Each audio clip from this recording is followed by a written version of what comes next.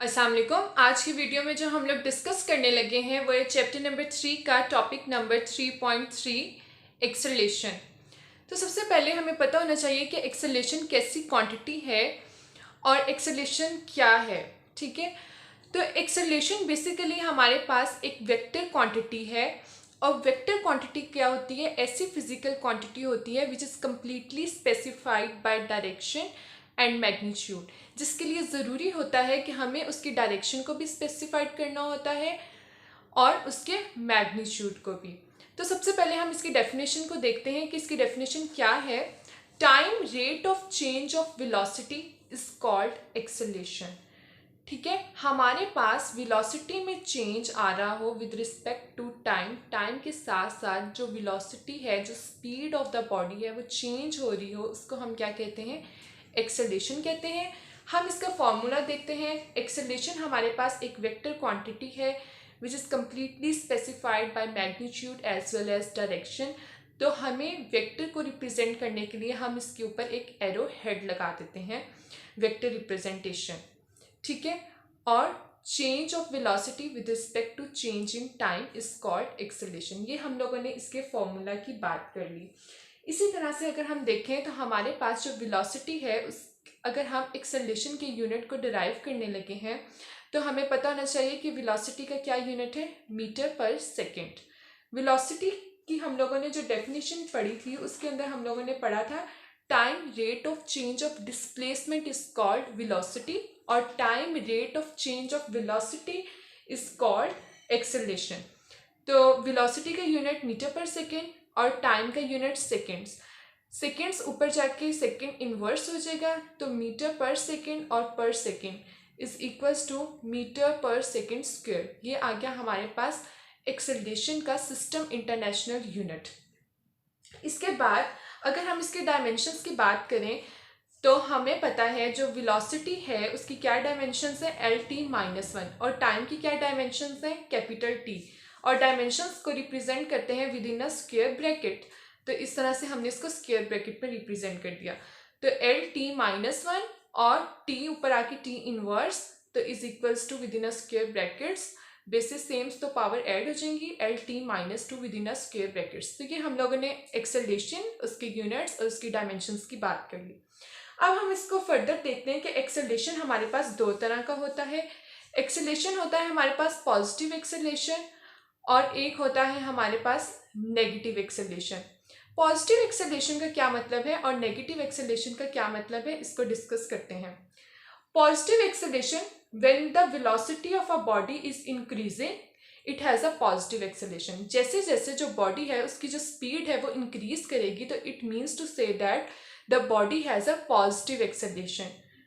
ठीक है, for example अगर हमारे पास एक फ़ैन है, हम उसको ऑन करते हैं तो जो फ़ैन है वो चलना शुरू हो जाता है। जो फ़ैन है उसकी जो स्पीड है वो ज़्यादा होने लग जाती है। ठीक है, फैन की जो स्पीड है, फैन स्पीडली रोटेट करने लग जाता है, उसके अंदर पॉजिटिव एक्सेलरेशन प्रोड्यूस हो जाता है। लेकिन when the velocity of a body is decreasing it has negative acceleration. क्या मतलब है इसका? अगर मैं उसी फैन को ऑफ कर दूंगी, जो फैन है वो बंद हो जाएगा और उसकी जो स्पीड है, जब वो बंद होने लग जाएगा तो उसकी जो स्पीड है वो कम होने लग जाएगी। तो वेलोसिटी क्या हो रही है? डिक्रीज हो रही है। Velocity of a body is decreasing, it has negative acceleration. और नेगेटिव एक्सेलरेशन को हम क्या कहते हैं? रिटार्डेशन और डिक्लेरेशन। ठीक है, रिटार्डेशन और डिक्लेरेशन। ठीक है, तो ये हम लोगों ने पॉजिटिव एक्सेलरेशन की और नेगेटिव एक्सेलरेशन की बात कर ली। अब हम देखते हैं हमारे पास एवरेज एक्सेलरेशन क्या होता है। हम फर्दर टर्म्स को डिस्कस करते हैं। Average acceleration, total change in velocity divided by total time taken is called average acceleration. अब हमारे पास फॉर एग्जांपल मेरे पास एक v1 वेक्टर है, ठीक है, और डेल v वेक्टर्स हैं। ठीक है, अगर मैं इन दोनों को head to tail rule apply करती हूँ तो मेरे पास एक यहाँ पर मैंने head to tail rule apply किया तो रिजल्टेंट वेक्टर आ जाता है। अब जब मेरे पास रिजल्टेंट वेक्टर आता है वो वेक्टर है v2। फॉर एग्जाम्पल मैं v1 vector plus delta V vector, इनको ऐड करती हूँ तो मेरे पास रिजल्ट में एक v2 वेक्टर आ जाता है, जिसको हम क्या कहते हैं, रिजल्टेंट वेक्टर कहते हैं।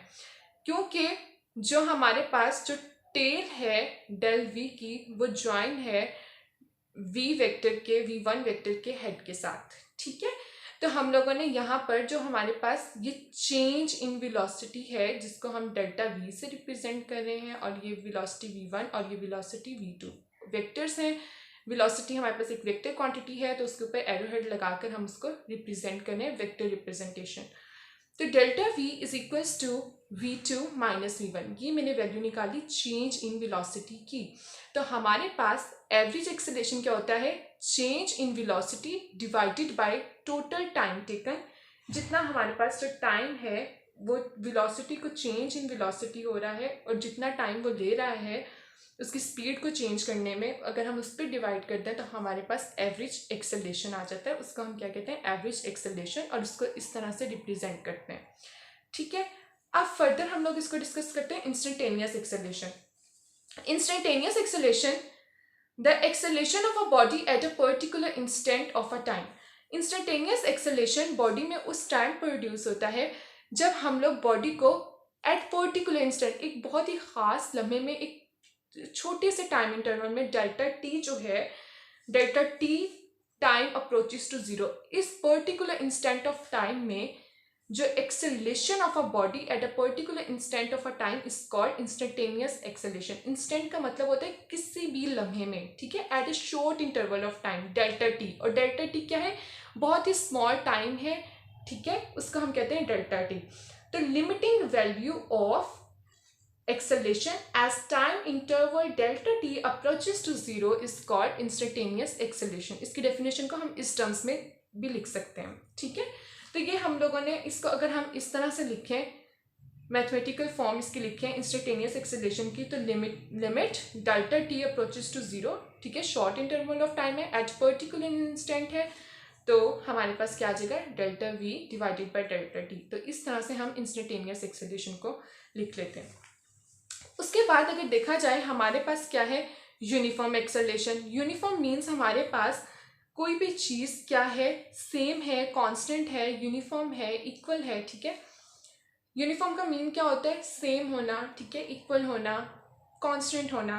तो यूनिफॉर्म एक्सेलरेशन बॉडी में कब प्रोड्यूस होगा, when the change in velocity, जितना चेंज आ रहा है वेलोसिटी में, स्पीड में, is equal in equal interval of time. ठीक है, then acceleration is uniform.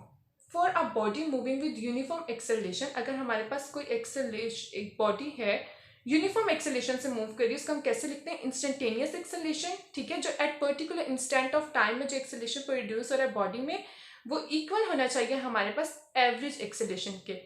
Average acceleration जितना चेंज आ रहा है, अगर वो दोनों भी इक्वल हो जाएंगे eight particular instant of time, and the total change in velocity divided by total time is taken, अगर वो दोनों इक्वल हो जाएंगे तो हमारे पास क्या आ जाता है, यूनिफॉर्म एक्सेलरेशन। इसकी डेफिनेशन क्या है, when the change in velocity is equal in equal intervals of time, then uniform acceleration. ठीक है, then acceleration is uniform, acceleration is same, acceleration is constant. ठीक है, तो हम लोगों ने आज टॉपिक 3.3 को डिटेल में डिस्कस किया, यूनिफॉर्म एक्सेलरेशन को, एवरेज एक्सेलरेशन को, इंस्टेंटेनियस एक्सेलरेशन को।